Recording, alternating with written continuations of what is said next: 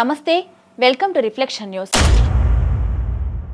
నటుడు అల్లు అర్జున్ అరెస్టు తర్వాత సీఎం రేవంత్ రెడ్డిపై అభ్యంతరకర పోస్టులు పెట్టిన వారిపై తెలంగాణ పోలీసులు కేసులు నమోదు చేశారు. తెలంగాణ సీఎం రేవంత్ రెడ్డిపై జరుగుతున్న విపరీతమైన ట్రోలింగ్ పై కాంగ్రెస్ నేతలు ఫిర్యాదు చేయడంతో పలువురు అల్లు అర్జున్ అభిమానులపై కేసులు నమోదయ్యాయి. వారిని త్వరలోనే జైలుకు పంపుతామని తెలంగాణ పోలీసులు చెబుతున్నారు.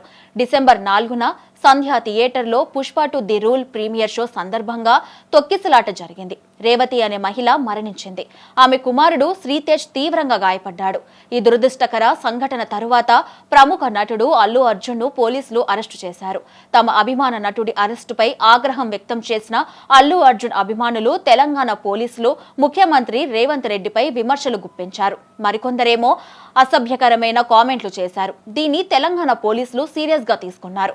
అల్లు అర్జున్ కు హైకోర్టు 4 వారాల మధ్యంతర బెయిల్ మంజూరు చేయగా దానిని రద్దు చేయాలని హైదరాబాద్ పోలీసులు సుప్రీంకోర్టును ఆశ్రయించేందుకు సిద్ధమవుతున్నారు. ఈ కేసు దర్యాప్తు జరుపుతున్న పోలీసులు తాజాగా సేకరించిన ఆధారాల మేరకు వారు త్వరలో సుప్రీంకోర్టును ఆశ్రయించనున్నారని సమాచారం. అల్లు అర్జున్ కు హైకోర్టు మంజూరు చేసిన మధ్యంతర బెయిల్ రద్దు చేయాలని వారు అత్యున్నత న్యాయస్థానాన్ని కోరే అవకాశం ఉంది.